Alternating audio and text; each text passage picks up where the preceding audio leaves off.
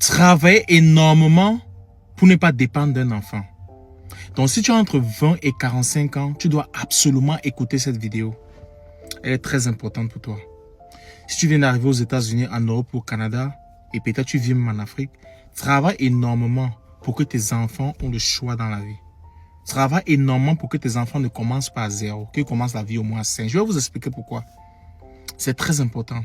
Récemment, j'ai fait une vidéo où j'ai dit que les enfants n'avaient aucune obligation d'aider les parents. Et c'était de la responsabilité des parents de construire l'avenir de cet enfant. Quand tu mets un enfant au monde, tu construis son avenir, tu l'accompagnes pour que lui, demain, quand il réussit dans sa vie, il accompagne ses enfants. Mais tu n'attends pas que l'investissement que tu as fait sur l'enfant, parce que tu as payé son école, tu as payé ses stages, tu l'as envoyé à l'étranger, et en retour, il te doit d'assurer ta retraite. Ça, c'est une grosse erreur que je vois beaucoup de parents africains faire. Et je pense que notre génération, j'ai vraiment envie de tirer vos oreilles sur la génération-ci. Vos enfants n'ont aucune obligation envers vous. Rien. Je ne vais pas me rester comme ça à la maison demain. J'attends que les enfants viennent me dire, papa, oui, vraiment, il faut que non. Si un enfant veut me donner quelque chose, tant mieux. C'est bien. C'est bien quand les enfants ont le choix. Je vous dis, c'est important qu'un enfant ait le choix. Alors, récemment, j'ai une amie qui me contacte dans mon programme de mentorship, comme vous connaissez. Et elle m'explique une situation qui est en train de se passer. Elle est venue aux États-Unis avec la loterie américaine.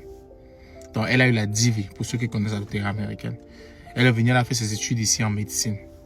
Alors, pendant qu'elle fait ses études en médecine aux États-Unis, elle se battait, elle a pris des loans.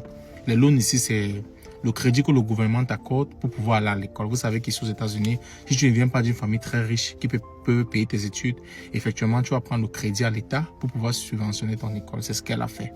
Elle est sortie médecin, après elle s'est spécialisée. Mais tu sais, à un moment donné dans la vie, oui, tu as besoin d'être avec quelqu'un.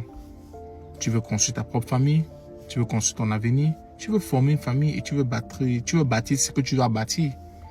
Donc, elle dit à ses parents qu'elle veut se mettre en couple avec quelqu'un. Déjà, elle a quelqu'un dans sa vie. Elle a fait venir ses parents. Et vous voyez, les parents étant pauvres, tu vois, la pauvreté, c'est un vrai problème. Les parents étant pauvres arrivent aux États-Unis, ils voient le monsieur, disent non, le monsieur, ce n'est pas bien pour toi. C'est quelqu'un, et c'est juste un profiteur. Vous voyez ce genre de mentalité, non? Quand tu viens d'une famille pauvre, parce qu'en fait, tout ce qu'ils veulent, tout ce que sa famille veut, c'est qu'elle continue de les aider. Ils se disent que le monsieur va entrer dans sa vie et il va couper le tuyau de ce qu'elle faisait. Et effectivement, ça va arriver. Si tu as un enfant, qu'est-ce que je t'attends? Quand l'enfant va se marier, effectivement, il doit se concentrer à bâtir sa famille. J'ai dit, viens me dire à mes vidéos qu'il n'y a aucune obligation d'aider les parents. Mais qu'est-ce que j'ai pas reçu comme message? Vous allez comprendre ça plus tard. Il n'y a aucune obligation d'aider ses parents. Oh non, parce que les parents font le chantage émotionnel sur les enfants en disant qu'on va te maudire, en disant qu'on va te faire ceci. Mais quand tu donnes quelque chose, tu es l'enfant le plus béni. On va te bénir de tous les côtés. Mais quand il n'y a rien, on te maudit. Ah, on a envoyé celui-là au Canada. Il a allé se marier. Il s'occupe seulement de sa femme ou sa femme s'occupe seulement de son mari. C'est la situation qu'elle vivait. Elle a fait comme ça avec 3 hommes. C'est qu'elle a tapé la main sur la table qu'elle a pris sa décision. Il a dit qu'elle avait bien fait. C'est pour ça que je vous dis, arrêtez, il faut avoir le choix. Maintenant, les parents étant pauvres, ils comptent sur l'enfant. Ils se disent que, ah, comme mon enfant, elle est aux États-Unis, elle est médecin, elle peut nous venir en aide tout le temps pour le reste de notre vie. Non, l'enfant n'est pas là pour assurer ta retraite. Moi, je dis toujours ça aux parents ici. Même ici aux États-Unis, on voit beaucoup de jeunes filles, beaucoup de personnes qui s'amusent. Ils ne travaillent pas dur pour se préparer dans leur retraite. Ils s'amusent comme ça. Mais les enfants vont grandir, vont faire leur vie, vont vous abandonner. Tu seras en Afrique là-bas, l'enfant ne t'envoie rien. Tu vas dire non, vraiment, l'enfant m'a oublié. Non. On a charmé l'enfant, on a fait les remèdes. Quels remèdes? L'enfant a payé, a construit sa vie.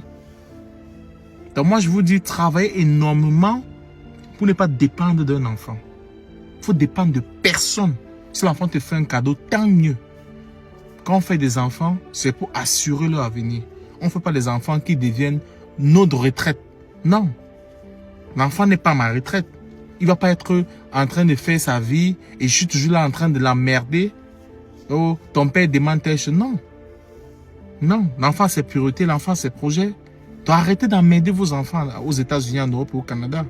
Franchement, arrêtez d'emmerder. Parce que les gens vont venir me dire non, faut pas dire, enfin, faut pas être trop dur, tes parents ont souffert pour toi. Qui dit que les parents n'ont pas souffert pour lui? Oui, je sais. En tout cas, moi, c'est le message que vous voulez passer. Hein. Donc, si tu as entre 20 et 45 ans, concentre-toi à bâtir ta vie. Concentre-toi à te construire un avenir. Construis ta retraite. Travaille dur pour construire ta retraite. Si ton niveau c'est 2 enfants, arrête-toi à 2 enfants et tu prépares leur avenir. Si c'est 3, fais mieux. Ne fais pas des enfants en espérant que eux demain vont te soutenir. Non. C'est pas eux qui vont, c'est toi qui dois les soutenir. Tu dois leur donner un départ dans la vie. Je vais faire plusieurs vidéos. Je vais faire une multitude de vidéos comme ça. Parce que j'ai vu que c'est un sujet commun. Les gens n'arrivent pas à faire le choix. Surtout quand tu viens des familles pauvres. Parce que quand tu viens des familles pauvres, tout est relativisé sur toi. Et c'est que dans les familles riches, il y a le complexe déjà. Il doit aussi épouser quelqu'un qui est riche. Mais ça, c'est un autre cas que je vais gérer dans une autre vidéo. Mais dans les familles pauvres, c'est très difficile de faire le choix. Parfois, tu te maries tard. Parfois, même tu finis, même tu ne te maries pas. Parce que tu te sacrifies pour les gens. Tu essayes de faire plaisir, mais tu oublies ta propre vie. C'est ce qui se passe sur beaucoup de jeunes filles, beaucoup de jeunes hommes ici aux États-Unis, en Europe, au Canada. Ils vont vous dire dans les commentaires. En tout cas, partagez cette vidéo dans les groupes de famille. Partagez la vidéo aussi dans les groupes de famille. Je veux qu'ils sachent que vous traversez des périodes très difficiles à l'étranger et qu'ils comprennent que vous devez faire votre vie. Vous devez construire votre vie, votre avenir. Vous devez bâtir l'avenir de vos enfants. Vous ne pouvez pas bâtir leur vie. Tu ne peux pas bâtir la vie de tes parents. Tu ne peux pas investir sur les projets de tes parents. Tu dois investir sur toi-même et sur ta progéniture. En tout cas, sur le message que vous voulez partager. Partagez cette vidéo massivement sur Facebook, sur YouTube et sur TikTok. Peace out.